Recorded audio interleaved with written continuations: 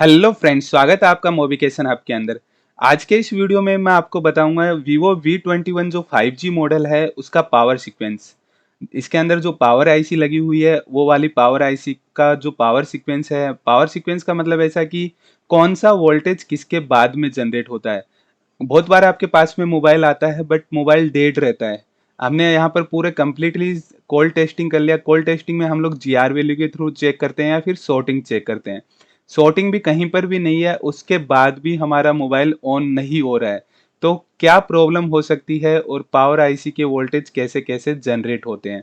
तो हम लोग स्टेप बाय स्टेप इसको चेक करेंगे कि वन वोल्टेज कौन सा बनता है, उसके बाद में कौन से वोल्टेज बनना स्टार्ट होते हैं। तो कंप्लीट वीडियो रहेगा, स्टेप बाय स्टेप बताया जाएगा। इसके बाद में ये वोल्टेज बनेगा, इसके बाद में ये वोल्टेज बनेगा।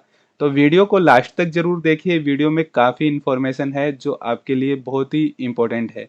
अगर आप मोबाइल रिपेयर करते हैं तो आपके पास में ऐसे फॉल्ट आते रहेंगे और इन फॉल्ट का किस तरह से सॉल्यूशन करना है, और पावर आईसी का जो बूट सीक्वेंस है, पावर आईसी में जो वोल्टेज बनते हैं वो कौन सा वोल्टेज कब बनता है, कौन सा वोल्टेज किसके बाद में बनता है।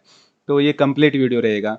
तो इस वीडियो को स्टार्ट करते हैं। सबसे पहले मैं आपको बताता हूँ कि जो वोल्टेज जनरेट होता है वो वीपीएच होता है। वीपीएच या वीएसवाईएस वोल्टेज होता है। जो वीपीएच वोल्टेज है वो हमारा पावर आईसी नहीं निकालती है। वीपीएच वोल्टेज जो चार्जिंग आईसी है वो आउटपुट करती है वीपीएच वोल्टेज। तो हम लोग देखते हैं ये वाला जो आईसी है, इस आईसी के ऊपर देखते हैं कि वीपीएच वोल्टेज कितना नंबर पिन के ऊपर आता है। तो यहाँ पर देखिए U80B है, ये वाली आईसी है जो पावर आईसी है Vivo V21 5G के अंदर। तो हम लोग यहाँ पर सर्च करते हैं U80B। ओके, यहाँ पर सर्च किया तो यहाँ पर देखिए आईसी का नाम आया है MT6359। ये पावर आईसी इसके अंदर लगी हुई है। ये वाली पावर आईसी किसी भी मॉडल के अंदर लगी हो उसका पावर सीक्वेंस सेम ही होगा। यहाँ पर मैं आपको बताऊंगा कि कम्प्लीटली कौन सा वोल्टेज किस नंबर पिन के ऊपर आ रहा है। तो सबसे पहले हम लोग यहाँ पर चेक करते हैं वीपीएच वोल्टेज, क्योंकि वीपीएच जो वोल्टेज होता है वो वोल्टेज सबसे पहले इनपुट होता है। तो यहाँ पर देखिए वीपीएच वोल्टेज है, वीपीएच वोल्टेज इनपुट हुआ है यहाँ पर, जो कि बक कंट्रोलर है इसका। यहाँ पर आप देखेंगे कि बक कंट्रोलर के अंदर वीपीएच वोल्टेज इनपुट हो रहा है।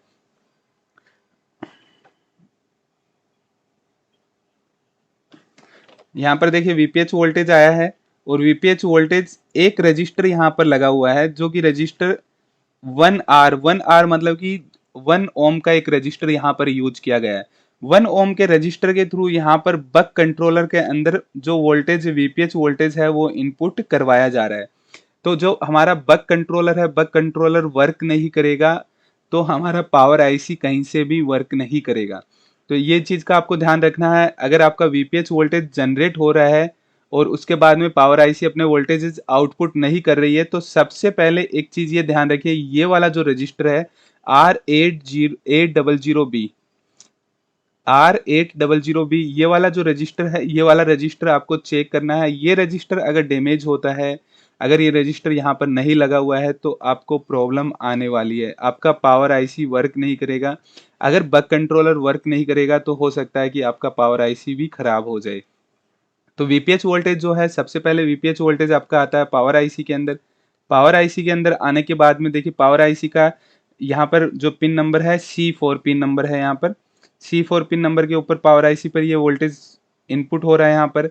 और यहाँ पर हम लोग देखेंगे कि नीचे की साइड में हम लोग देखेंगे तो यहाँ पर वीपीएच वोल्टेज देखो, वी प्रोक है, वी प्रोक के अंदर भी वीपीएच वोल्टेज इनपुट हो रहा है यहाँ पर। चलिए विप्रो के अंदर भी देख सकते हैं आप, A15 A16 नंबर पिन है, इसके ऊपर वीपीएच वोल्टेज इनपुट हो रहा है। इसके बाद में विप्रोक 2 है। विप्रोक 2 के अंदर भी हम लोग देखेंगे B12 और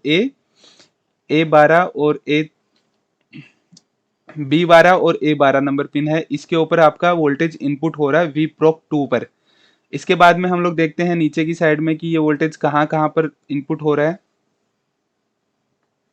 तो नीचे की साइड में हम लोग देखते हैं यहाँ पर। इसके बाद में वीप्रोक इन है, वीप्रोक इन के अंदर भी हम लोग देखेंगे तो वीप्रोक इन के अंदर यहाँ पर देखिए M15 और M16 नंबर पिन के ऊपर जो वीपीएच वोल्टेज है वो इनपुट हो रहा है यहाँ पर। इसके बाद में नेक्स्ट हम लोग देखते हैं आगे वीपीयू। वीपीयू के अंदर देखो A7 नंबर पिन है, A7 नंबर पिन के ऊपर यहाँ पर जो वीपीएच वोल्टेज है वो इनपुट हो रहा है। इसके बाद में नेक्स्ट हम लोग देखते हैं VPA। VPA के अंदर A5 नंबर पिन के ऊपर इनपुट हो रहा है। इसके बाद में VS1 है, VS1 पर P16 नंबर पिन के ऊपर इनपुट हो रहा है। उसके बाद में VS2 है, VS2 के अंदर A4 नंबर पिन के ऊपर इनपुट हो रहा है। उसके बाद में V मॉडम इन है, V मॉडम इन के ऊपर A11 और B11 नंबर पिन के ऊपर VPH वोल्टेज इनपुट हो रहा है। इसके बाद में देखिए नीचे की साइड में हम लोग देखेंगे VGPU 11 इन है, इसमें G15 और G16 नंबर पिन के ऊपर VPH वोल्टेज इनपुट हो रहा है। इसके बाद में VGPU 12 इन है, VGPU 12 इन पर देखिए F15 और F16 नंबर पिन के ऊपर VPH वोल्टेज इनपुट हो रहा है। तो इतनी सारी पिन के ऊपर VPH वोल्टेज इनपुट होता है। यहाँ पर हम लोग देखेंगे तो यहाँ पर देखिए F16 F15 नंबर पिन है, तो मैं F16 F15 नंबर पिन के ऊपर यहाँ पर चेक करता हूँ। देखिए F16 F15 नंबर पिन आपको देखना है, यहाँ पर ये CDEF, एफ का सीरीज ये है। यहाँ पर देखिए एफ के सीरीज के अंदर हम जाते हैं तो यहाँ पर देखेंगे F15 और F16 नंबर पिन है। यहाँ पर F15 और F16 नंबर पिन के ऊपर मैं जैसे ही यहाँ पर चेक टिक करता हूँ तो यहाँ पर देखिए पूरे मदरबोर्ड के अंदर VPH वोल्टेज इन होता है। तो यहाँ पर देखिए कितने सारे सेक्शन के अंदर VPH वोल्टेज जा रहा है, और जो ये VPH वोल्टेज है ये जनरेट करता है आपका चार्जिंग आईसी। चार्जिंग आईसी से आउटपुट होकर ये वोल्टेज पूरे मदरबोर्ड के अंदर जाता है। तो यहाँ पर पावर आईसी में भी हम लोग देख पा रहे हैं कि पावर आईसी के कितनी सारी पिनों के ऊपर VPH वोल्टेज इनपुट हो रहा है। अभी हमने देखा कि अलग अलग सेक्शन जो पावर आईसी के है उनके अंदर VPH वोल्टेज इनपुट हो रहा है। तो यहाँ पर हम लोग टिक करेंगे तो यहाँ पर हमें नहीं पता चल पा रहा कि कौन से सेक्शन के अंदर VPH वोल्टेज इनपुट हो रहा है। बट यहाँ पर स्केमेटिक के अंदर हम लोग देखते हैं तो स्केमेटिक के अंदर देखिए यहाँ पर ये जो पावर आईसी है इसके अलग अलग सेक्शन के अंदर जो VPH वोल्टेज इनपुट होता है। सबसे पहले यहाँ पर V बक कंट्रोलर है, V प्रोक 1 है, V प्रोक 2 है, V कोर है, VPU है, VPA है, VS1 है, VS2 है, V मॉडम है, VGPU 11 है और VGPU 12 है। इतने सारे सेक्शन के अंदर हमारा VPH वोल्टेज इनपुट होता है।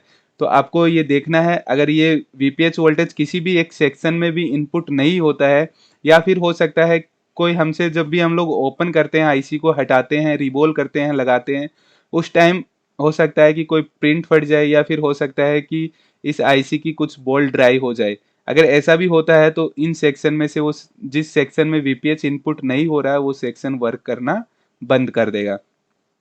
तो नेक्स्ट हम लोग देखते हैं कि नेक्स्ट वोल्टेज जो है वो L12 नंबर पिन से आउटपुट होता है V reference voltage, VREF voltage होता है जो L12 नंबर पिन से आउटपुट होता है। तो यहाँ पर हम लोग देखते हैं ये रहा L12 number pin. L12 number pin पर जैसे ही क्लिक करूंगा मैं, यहाँ पर देखिए एक कैपेसिटर के ऊपर लाकर छोड़ा जाता है। ये रेफरेंस वोल्टेज है, मतलब कि ये वोल्टेज जनरेट होना चाहिए। इन वोल्टेज जनरेट होंगे तभी आईसी को पता, इसके ऊपर जब भी वोल्टेज आएगा तो हमें पता चलेगा कि ये आईसी वर्क कर रही है नहीं कर रही, या फिर इसके अंदर वोल्टेज इनपुट हुआ है।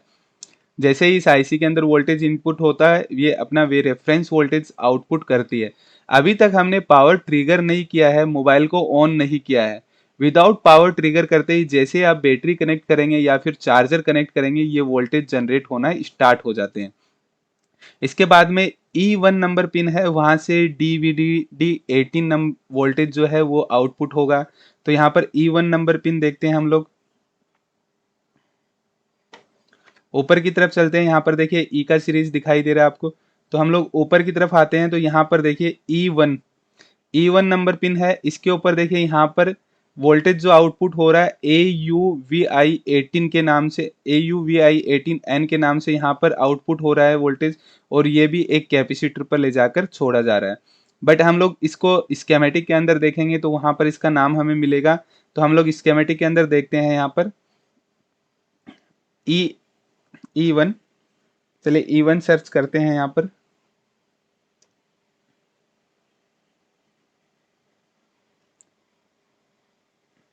थोड़ा सा टाइम लगेगा क्योंकि E1 की बहुत सारी पिनें हमें मिलेगी E1 से रिलेटेड, तो हम लोग नेक्स्ट करते जाएंगे और हमें E1 जहां पर मिलेगा वहां पर हम लोग रुक जाएंगे। ओके, ये आईसी दूसरा है, हमें देखना है ओनली फॉर जो पावर आईसी है उसके अंदर E1 नंबर पिन देखना है हमें। या फिर अगर इवन नंबर पिन नहीं मिल रहा है तो हम लोग यहाँ पर सर्च कर सकते हैं पावर आईसी के अंदर। देखिए पावर आईसी के अंदर आपको क्या चीज सर्च करनी है, यहाँ पर DVD-D18 सर्च करना है यहाँ पर। तो हम लोग यहाँ पर सर्च करेंगे DVD-D18। ओके, यहाँ पर मैंने सर्च किया DVD-D18। तो यहाँ पर देखिए DIG पावर आ गया है। DIG पावर के अंदर देखेंगे हम लोग तो DVD-D18 हमें मिला है। बट यहाँ पर नेक्स्ट करते हैं हम लोग।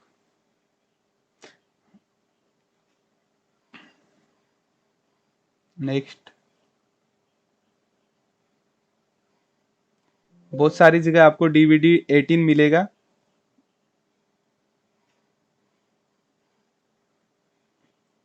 तो इसका जो फुल नेम है इस वाले के अंदर ये लिखा हुआ है यहाँ पर MT6315 अंडरस्कोप DVD-D18। ये मैंने सर्च किया। यहाँ पर देखिए DIG पावर, यहाँ पर हमें मिला स्कीमेटिक के अंदर DIG power E1 number pin है। यहाँ पर देखिए DVD-D18 लिखा हुआ है। DVD-D18 यहाँ पर आपको शो कर रहा है। अगर यहाँ पर DVD-D18 देखेंगे, यहाँ पर देखिए E1 नंबर पिन से आउटपुट हो रहा है। यहाँ पर देखिए कैपेसिटर लगा हुआ है। कैपेसिटर का नाम है C306P। ये वाले कैपेसिटर पर इसको लाया जा रहा है। तो इस वाले कैपेसिटर पर हम लोग चेक करेंगे तो यहाँ पर हमें DVD-D18 जो वोल्टेज है वो यहाँ पर शो करेगा समथिंग, यहाँ पर 1.8 वोल्ट के आसपास शो करता है। तो यहाँ पर देखिए E1 नंबर पिन है। यहाँ पर E1 पिन हमने क्लिक किया और E1 पिन पर आए तो यहाँ पर एक कैपेसिटर पर लाकर इसको छोड़ा जा रहा है यहाँ पर। ठीक है, यहाँ से हम लोग चेक कर सकते हैं। एक कैपेसिटर पर लेकर आए। इसके बाद में जो नेक्स्ट वोल्टेज है वो VRTC28 वोल्टेज है। इसके बाद में जो जनरेट होता है वो VRTC28 वोल्टेज है जो L13 नंबर पिन से आउटपुट होगा। तो हम लोग यहाँ पर देखते हैं L13 नंबर पिन। चलिए L का सीरीज यहाँ पर शो कर रहा है। नीचे हम लोग आएंगे और यहाँ पर देखते हैं L13। यहाँ पर लिखा हुआ है VRTC28। तो VRTC28 यहाँ से देखिए आउटपुट होकर एक कैपेसिटर है, कैपेसिटर के ऊपर आ रहा है। जो VRTC28 वोल्टेज है ये वाला वोल्टेज है रियल टाइम क्लॉक के लिए वोल्टेज। जो आपका टाइम और डेट जहाँ पर शो करता है वो वाले वोल्टेज जो आउट होता है। जैसे हम लोग जब भी मोबाइल स्विच ऑफ कर देते हैं बट जब भी ऑन करते हैं तो हमारा टाइम और डेट एक्यूरेट आता है। तो आपको अगर ऐसा कोई भी फॉल्ट आता है, टाइम और डेट प्रॉपर नहीं हो रहा है, हम लोग हर बार मैनुअली हमें सेट करना पड़ रहा है, तो आप VRTC28 जो वोल्टेज है ये वाला वोल्टेज आपको चेक करना है। ये वाला वोल्टेज आउटपुट नहीं होता है, उसके कारण ऐसा प्रॉब्लम आ सकता है। इसके बाद में हमारा R13 नंबर पिन से VXO22 आउटपुट होता है। तो हम लोग यहाँ पर देखते हैं R13 नंबर पिन।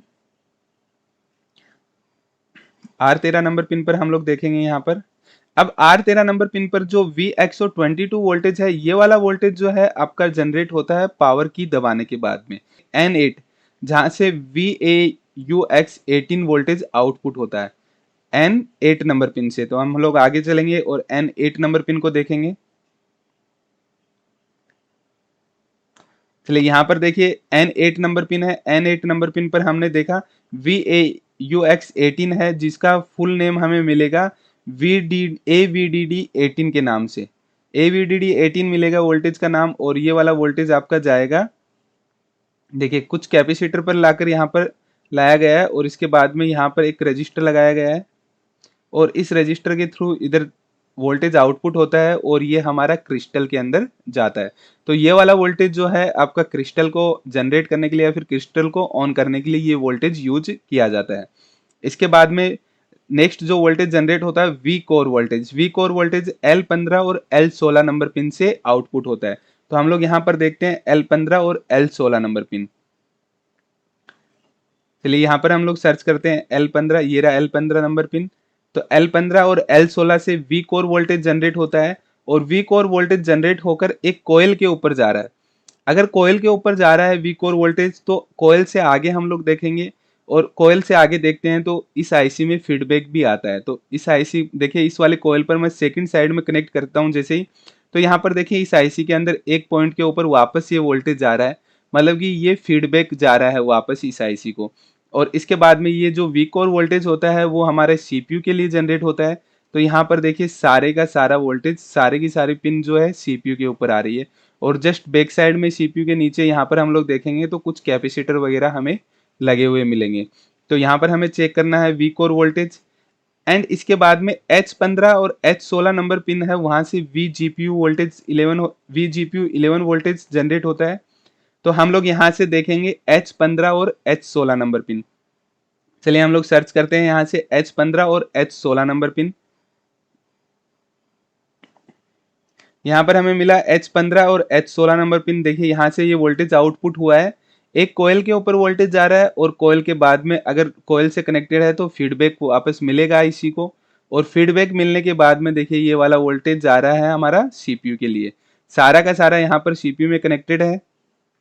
देखिए जितनी भी पिन है ये सीपीयू में कनेक्टेड है, मतलब कि ये वोल्टेज आपका सीपीयू के लिए इंपॉर्टेंट वोल्टेज है। एंड इसके बाद में जो वोल्टेज जनरेट होता है वो वाला वोल्टेज जनरेट होता है VGPU 12। अभी हमने देखा VGPU 11, अभी हम लोग देखते हैं VGPU 12 वोल्टेज। तो VGPU 12 वोल्टेज जो है वो हमारा जनरेट होता है E15 और E16 नंबर पिन से। तो हम लोग सर्च करते हैं यहाँ पर E15 और E16 नंबर पिन। यहाँ पर देखिए ये रहा E15 और E16 नंबर पिन। यहाँ पर देखेंगे हम लोग तो ये भी एक कोयल के ऊपर जा रहा है। अगर कोयल के ऊपर गया है तो फीडबैक वापस मिलेगा आईसी को। यहाँ देखिए फीडबैक वापस मिल रहा है आईसी को। और इसके बाद में ये वोल्टेज सीधा का सीधा हमारा सीपीयू के अंदर जा रहा है। तो यहाँ से VGPU 11 VGPU 12 वोल्टेज जनरेट होता है। एंड उसके बाद में VPU वोल्टेज जनरेट होता है। जो VPU वोल्टेज है वो हमारा जनरेट होगा पावर आईसी के A8 और B8 नंबर पिन से। तो हम लोग यहाँ पर देखते हैं A8 और B8 नंबर पिन।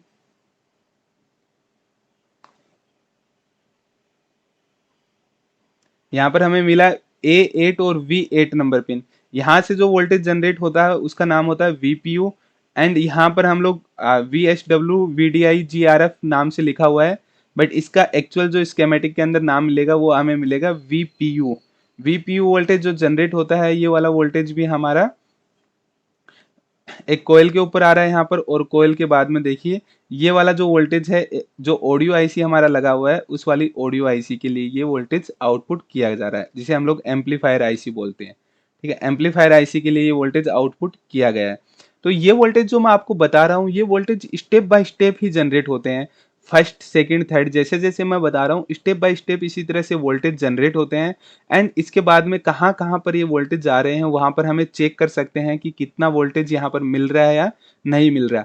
तो ये वोल्टेज आपको स्टेप बाय स्टेप ही चेक करने हैं। अगर एक वोल्टेज जनरेट नहीं हुआ तो हो सकता है आगे वाले वोल्टेज जनरेट होना बंद हो जाए। तो आपको ये चीज़ का ध्यान रखना है कि जितने वोल्टेजेस मैं यहाँ पर बताऊंगा पावर आईसी के वो सारे के सारे voltage step by step generate होंगे। एंड इसके बाद में मैं आपको वीडियो में ये भी बताऊंगा कि डायरेक्टली आप कहाँ पर चेक कर सकते हैं कि आपकी पावर आईसी वर्क कर रही है या नहीं कर रही। एक पावर आईसी का एक पॉइंट होता है उसके ऊपर डायरेक्ट चेक करेंगे, अगर वहां पर वोल्टेज आ रहा है इसका मतलब ये समझ जाइए कि पावर आईसी वर्क कर रही है। इसी तरह मैं आपको एक शॉर्टकट सीपीयू का भी बताऊंगा। सीपीयू का भी वो वाला पिन हम लोग चेक करेंगे तो वहां से हमें पता चल जाएगा कि सीपीयू वर्क कर रहा है या नहीं कर रहा है। तो आप वीडियो में बने रहिए, वीडियो को लास्ट तक देखिए। वीडियो थोड़ा बड़ा हो सकता है बट काफ़ी इंफॉर्मेटिव रहेगा आपके लिए। तो इसके बाद में हम लोग देखेंगे यहाँ से VPU वोल्टेज जनरेट हुआ है। इसके बाद में D6 नंबर पिन से एक्स्ट्रा PMIC इनेबल 2 जनरेट होता है। तो हम लोग यहाँ से देखते हैं D6 नंबर पिन।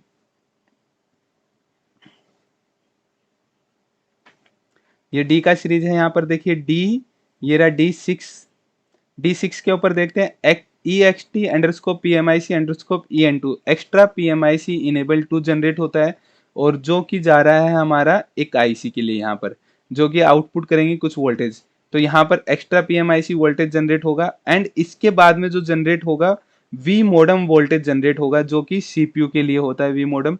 तो यहाँ पर हम लोग देखेंगे B10 और A10 नंबर पिन के ऊपर वी मॉडम वोल्टेज जनरेट होता है। तो यहाँ से हम लोग देखेंगे ये हमारा A10 और B10 नंबर पिन है, यहाँ पर हम लोग देखते हैं।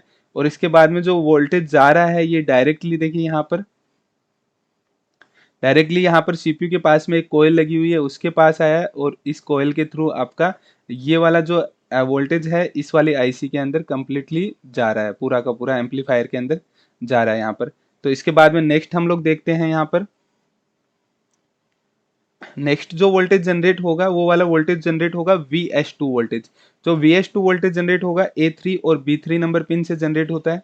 तो VS2 वोल्टेज हम लोग यहाँ पर देखते हैं A3 और B3 नंबर पिन से। यहाँ से देखिए VS2 वोल्टेज है, जो कि VS2 वोल्टेज आउटपुट हो रहा है यहाँ पर। और आउटपुट होने के बाद में देखिए एक कॉइल के ऊपर आया है यहाँ पर। इस वाली कॉइल पर हम लोग चेक कर सकते हैं VS2 वोल्टेज, और इस कॉइल के थ्रू ये वोल्टेज वापस इसी आईसी के अंदर आएगा। इस कॉइल के थ्रू ये वोल्टेज इसी आईसी के अंदर आता है। जो कि VS2 वोल्टेज होता है वो वाला वोल्टेज आपका एलडीओ वोल्टेज को जनरेट करने के लिए यूज में आता है।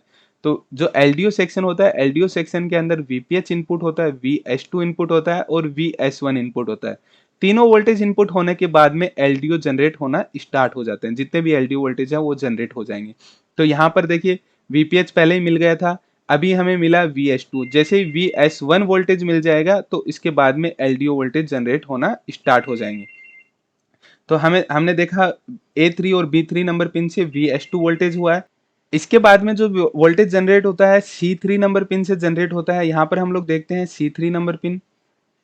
देखिए यहाँ पर C3 नंबर पिन से वोल्टेज जनरेट हो रहा है, ये वाला वोल्टेज जनरेट होता है। इसके बाद में जो वोल्टेज जनरेट होता है B2 नंबर पिन से V812 के नाम से वोल्टेज है, ये जनरेट होता है। यहाँ पर देखिए B2 नंबर पिन है और B2 नंबर पिन से V812 के नाम से वोल्टेज जनरेट होता है। ये वाला वोल्टेज भी पूरा CPU के अंदर जाता है। यहाँ पर देखिए CPU के अंदर जा रहा है। इसके बाद में हम लोग नेक्स्ट वोल्टेज जो देखते हैं, next voltage VS1 voltage generate होता है, जो कि N15 N16 नंबर पिन से। तो यहाँ पर N15 N16 नंबर पिन हम लोग देखते हैं।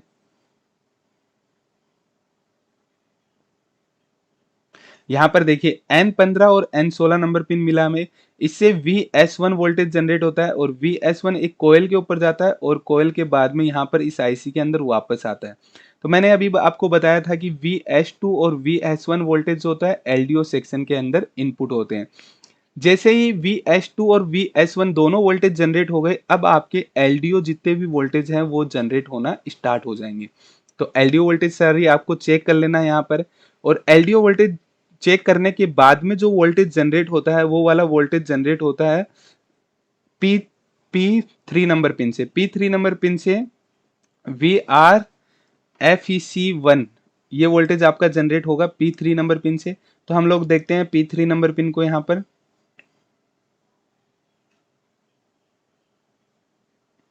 ये आ गए हम लोग P3 नंबर पर। VRFCK1 ये वाला वोल्टेज आपका जनरेट होता है, ये कैपेसिटर पर लाकर छोड़ा जाता है यहाँ पर।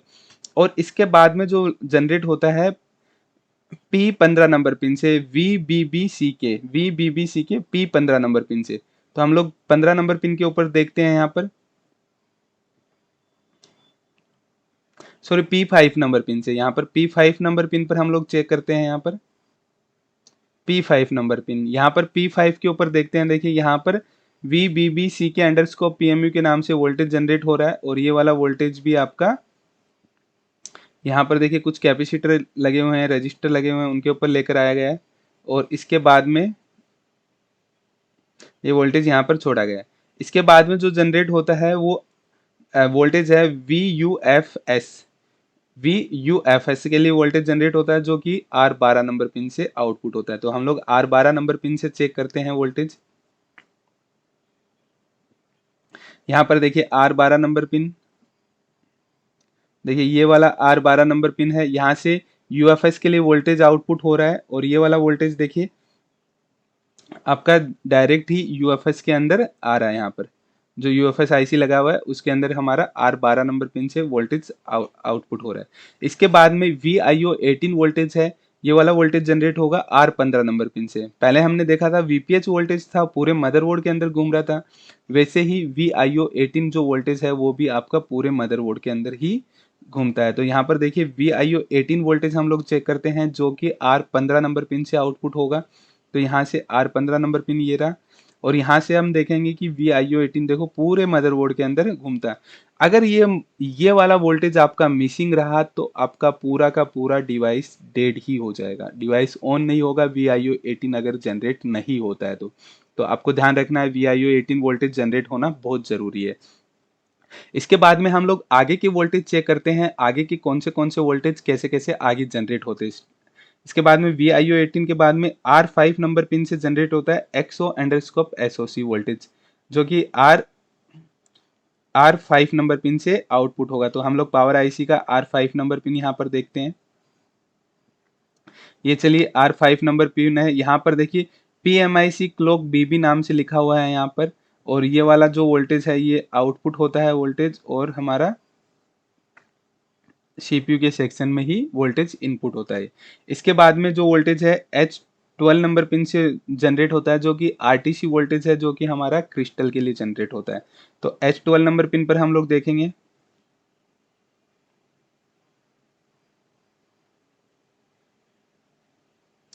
इसलिए यहाँ पर H मिला हमें, ये रहा H12। देखिए आरटीसी 32 जो वोल्टेज है वो हमारा जनरेट हुआ है, और ये जनरेट होने के बाद में भी ये वाला वोल्टेज भी आपका सीपीयू के अंदर जाता है। जो आरटीसी है, आरटीसी का मतलब कि जो रियल टाइम क्लॉक के लिए जो वोल्टेज जनरेट हुआ था पहले, वो वाला वोल्टेज अब सीपीयू को मिलेगा। इसके बाद में जो इस वाले वोल्ट ये वाला जो है सेक्शन, इस वाली लाइन के अंदर हमारा फ्रीक्वेंसी भी जाता है। तो आपको ये अगर चेक करना हो तो इसको डीएसओ के थ्रू ही हम लोग चेक कर सकते हैं। इसके बाद में P11 नंबर पिन है, वहाँ से VM18 नंबर वोल्टेज आउटपुट होता है। तो P11 नंबर पिन हम लोग यहाँ पर चेक करते हैं। चलिए यहाँ पर देखिए P11 नंबर पिन, ये हमें P का सीरीज मिला, और यहाँ पर हम लोग देखते हैं P11, ये रहा P11 नंबर पिन, और इसके जो वोल्टेज आउटपुट हो रहा है, ये वाला वोल्टेज देखिए हमारा यूएफएस के लिए जा रहा है, ये वाला वोल्टेज भी। तो ये वाला वोल्टेज भी बहुत इंपॉर्टेंट वोल्टेज है, अदरवाइज आपका डिवाइस डेड हो जाएगा। तो आपको ये भी चेक करना है, ये चेक कर सकते हैं हम लोग। ये कैपेसिटर लगे हुए हैं यहाँ पर, इन कैपेसिटर के ऊपर हम लोग वोल्टेज चेक कर सकते हैं। इसके बाद में देखिए नेक्स्ट जो वोल्टेज जनरेट होता है, D7 नंबर पिन से extra PMIC enable 1 voltage generate होता है, जो कि आपका D7 नंबर पिन से जनरेट होता है।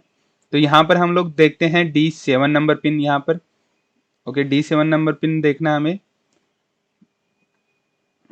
ये हमें D7 नंबर पिन मिला, जिससे हमारा एक्स्ट्रा PMIC इनेबल 1 जनरेट होता है, जो कि वोल्टेज इस वाली आईसी के लिए इंपॉर्टेंट है, जो कि आईसी है U11P।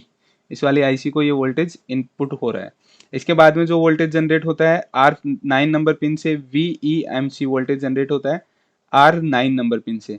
तो हमें R9 नंबर पिन को चेक करना है यहाँ पर, इसलिए हम लोग यहाँ पर देखते हैं R, ये R का सीरीज मिला हमें।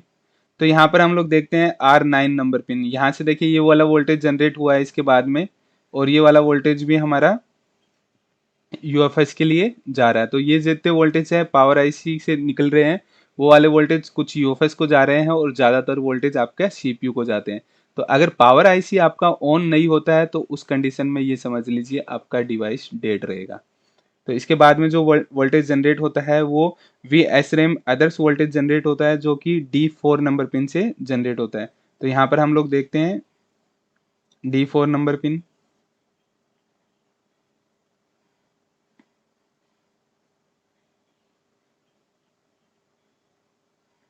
ये हमें मिला D4 नंबर पिन, और ये वाला वोल्टेज देखिए यहाँ से आउटपुट हो रहा है, और ये वाला वोल्टेज भी आपका सीपीयू के अंदर जाता है, जो कि रैम सेक्शन के लिए हमारा इंपॉर्टेंट होता है। इसके बाद में जो वोल्टेज जनरेट होते हैं, एक और रैम के लिए वोल्टेज जनरेट होगा D1 नंबर पिन से। तो हम लोग यहाँ पर देखते हैं D1 नंबर पिन। ओके, यहाँ पर देखिए D1 नंबर पिन हमें मिला, ये रहा D1 number DVDD SRAM अंडरस्कोप GPU, जो कि ये वोल्टेज जनरेट हुआ है, और ये वाला वोल्टेज भी आपका सीपीयू के अंदर ही जाएगा। तो यहाँ पर देखिए वोल्टेज हमारा सीपीयू के अंदर ही आ रहा है ये वोल्टेज। इसके बाद में एक वोल्टेज जनरेट होता है VPROC2। VPROC2 वोल्टेज है जो आपका जनरेट होगा A13 और B13 नंबर पिन से। तो यहाँ पर हम लोग देखते हैं A13 और B13 नंबर पिन।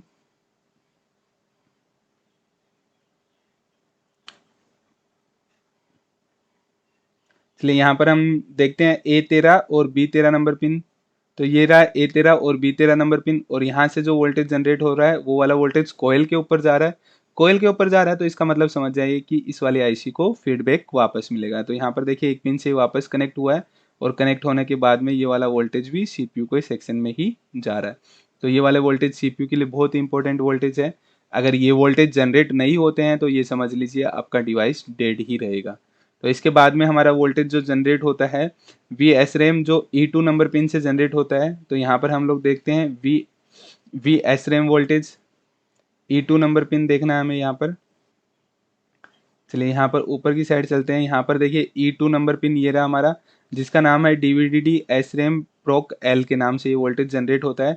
और ये वाला वोल्टेज भी आपका CPU के लिए बहुत इंपॉर्टेंट वोल्टेज है। यहाँ पर देखिए CPU के सेक्शन में ही ये वोल्टेज इनपुट हो रहा है यहाँ पर। इसके बाद में जो वोल्टेज जनरेट होता है B15 और C15 नंबर पिन से VPROC1 वोल्टेज जनरेट होता है। जो VPROC वोल्टेज है वो जनरेट होगा। तो यहाँ पर देखते हैं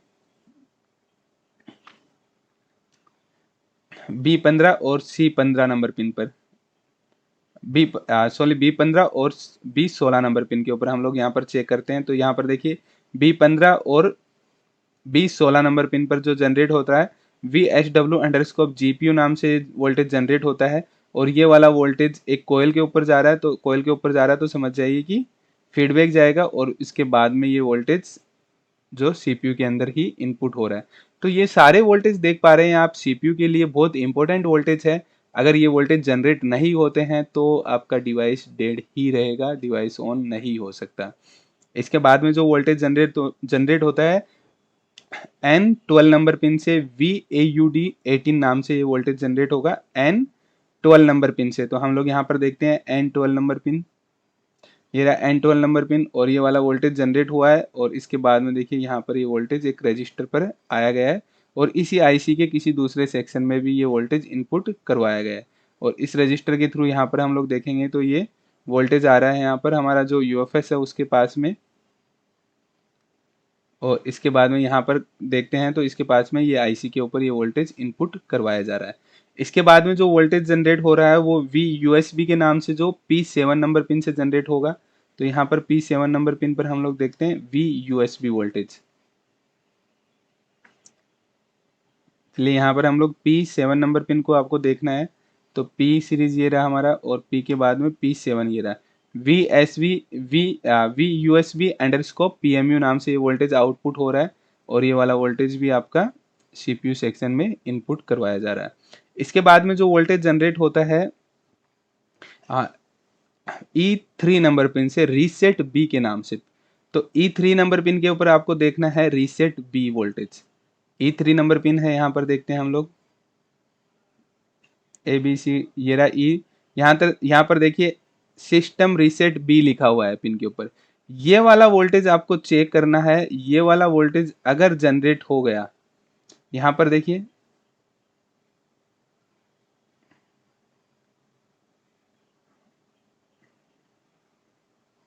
यहाँ पर देखिए कैपेसिटर जो लगा हुआ है CPU के पास में, इस वाले कैपेसिटर के ऊपर आपको चेक करना है।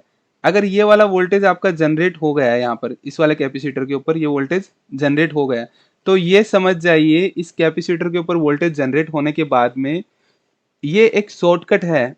जब भी आप मतलब कि शॉर्टकट में टेस्टिंग करना चाहते हैं तो अगर system reset B voltage generate हो रहा है तो इसका मतलब समझ जाइए कि पावर आईसी ने अपने सारे वोल्टेज प्रॉपरली जनरेट किए हैं। तो आपको ये चीज चेक करनी है कि आपका वोल्टेज ये वाला वोल्टेज जनरेट हो रहा है तो पावर आईसी को नहीं चेक करने की जरूरत है, पावर आईसी अपने सारे वोल्टेज आउटपुट कर रही है। तो शॉर्टकट में हम लोग चेक करते हैं तो system reset B voltage check करना है। ये वाला वोल्टेज हमें मिलते ही ये समझ जाना कि पावर आईसी अपने वोल्टेज आउटपुट कर रही है। इसके बाद में एक वोल्टेज सीपीयू भी आउटपुट करता है पावर आईसी के लिए, क्योंकि पावर आईसी ने अपने सारे वोल्टेजेस निकाल दिए जो सीपीयू के लिए इंपॉर्टेंट वोल्टेज थे। अभी सीपीयू ऑन होगा और सीपीयू जैसे ही ऑन होगा तो पावर आईसी को एक सिग्नल भेजेगा, जितने भी वोल्टेजेस अभी तक निकाले थे उन सभी वोल्टेज को स्टेबल कर दे। तो वो वाला जो सिग्नल होगा वो वाला सिग्नल पावर आईसी के कितने नंबर पिन के ऊपर जाता है, यहाँ पर हम लोग देखेंगे J13 नंबर पिन के ऊपर। J13 नंबर पिन के ऊपर ये वोल्टेज इनपुट होगा और ये वाला वोल्टेज जो होगा हमारा वॉच डॉग के नाम से वोल्टेज आपको यहाँ पर मिलेगा। तो यहाँ पर हम लोग चेक करते हैं J13 नंबर पिन। ये हमारा पावर आईसी है, पावर आईसी में हम लोग आ गए और यहाँ से हम लोग चेक करेंगे J13 नंबर पिन। तो H ये रहा J, यहाँ पर देखिए वॉच डॉग के नाम से है। अब मैंने इसके ऊपर क्लिक किया तो यहाँ पर देखिए ये इस आईसी के अंदर भी आ रहा है और यहाँ पर देखिए कोई कंपोनेंट लगे हुए हैं।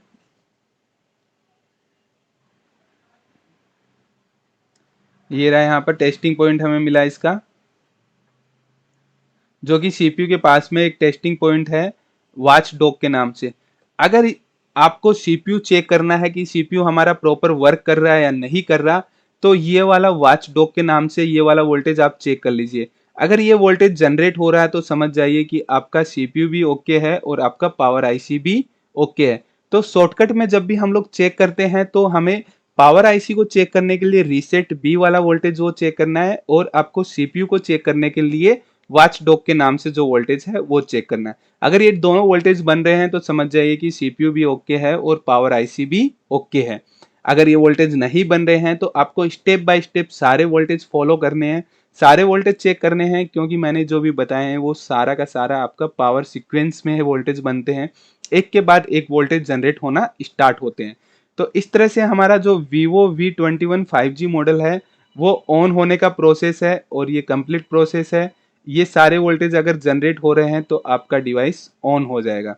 इसके बाद में भी अगर आपको और भी कोई इश्यूज आ रहे हैं या फिर किसी मॉडल के अंदर कोई प्रॉब्लम्स आ रही है तो आप हमें कमेंट कर सकते हैं, या फिर आप कोर्स ज्वाइन करना चाहते हैं, आप डीपली रिपेयर करना चाहते हैं, आप चाहते हैं कि मैं स्कीमेटिक के थ्रू प्रॉपरली मोबाइल को रिपेयर कर सकूं, एक तुक्के से कभी भी रिपेयर ना कर सकूं। अगर ऐसा आप सोच रहे हैं तो आप हमारा कोर्स ज्वाइन कर सकते हैं। हमारा जो इंस्टीट्यूट है मोबिकेशन हब, इसके अंदर हम लोग आईफोन और एंड्रॉयड का कंप्लीट हार्डवेयर और सॉफ्टवेयर का कोर्स करवाते हैं। इसके साथ साथ ही लैपटॉप का कोर्स भी है, जिसमें हम लोग विंडो और मैकबुक का भी एक कोर्स है जो 1 मंथ का रहेगा, और एंड्रॉयड और आईफोन का एक कोर्स है जो भी 1 मंथ का रहेगा। इसके अंदर हम लोग पूरा डीपली आपको एक्सप्लेन करते हैं हर एक सेक्शन के बारे में। बेसिक से स्टार्ट होता है, बेसिक में हम लोग कम्प्लीटली पूरा बेसिक से बताएंगे आपको कि मल्टीमीटर को कैसे यूज करते हैं। मल्टीमीटर से स्टार्ट करते हैं, मतलब कि आप समझ जाइए कि कोई भी फ्रेशर भी इसको ज्वाइन कर सकता है। और इसके साथ साथ में हमारा लाइफ टाइम सपोर्ट भी रहेगा। अगर इन फ्यूचर आपको कोई भी प्रॉब्लम्स आ रही है, रिपेयर में कुछ इश्यूज आ रहे हैं, तो आप हमसे कांटेक्ट कर सकते हैं। हमारा कांटेक्ट नंबर डिस्क्रिप्शन में दिया गया है। अगर आप कोर्स का डिटेल और जानना चाहते हैं तो कांटेक्ट कर सकते हैं, या फिर हमारा वेबसाइट है mobicationhub.com वेबसाइट है। इस वेबसाइट पर जैसे ही आप आएंगे तो यहाँ पर आप देख पाएंगे कि हमारे जो कोर्सेज है, कोर्स की क्या डिटेल है, हमारा फीस क्या रहता है, यहाँ से सारी डिटेल्स हमने फिलअप की हुई है। तो हम लोग कोर्स के अंदर जाते हैं यहाँ पर, और कोर्स के अंदर जाने के बाद में आपको यहाँ पर मिलेगा कि कोर्स के अंदर कंप्लीट हमारा ऑफलाइन और ऑनलाइन कोर्सेज है। तो ऑफलाइन और ऑनलाइन कोर्स की कंप्लीट डिटेल यहाँ पर दी गई है। इसके ऊपर हम लोग क्लिक करते हैं और यहाँ से हम लोग देखते हैं, देखिए नीचे आपको स्लाइड करना है और यहाँ पर शो मोर पर जाना है। यहाँ पर हमारा अबाउट सेक्शन है, यहाँ पर आप देख सकते हैं कि कितना सीक्वेंस से हम लोग ने यहाँ पर लिखा हुआ है कि क्या क्या चीज़ यहाँ पर सिखाई जाएगी आपको। कंप्लीट डिटेल दी गई है। ये जितने टॉपिक मैंने यहाँ पर लिखे हैं, ये सारे के सारे टॉपिक आपका जो 1 मंथ का कोर्स है उसमें कवर किए जाएंगे। हमारा जो फुल डे क्लास होता है तो थ्योरी प्लस प्रैक्टिकल दोनों करवाया जाता है। तो फ्रेशर स्टूडेंट भी यहाँ पर ज्वाइन कर सकते हैं, और जो पहले से रिपेयर कर रहे हैं काफ़ी टाइम से और अपग्रेड होना चाहते हैं तो वो भी इस कोर्स को ज्वाइन कर सकते हैं।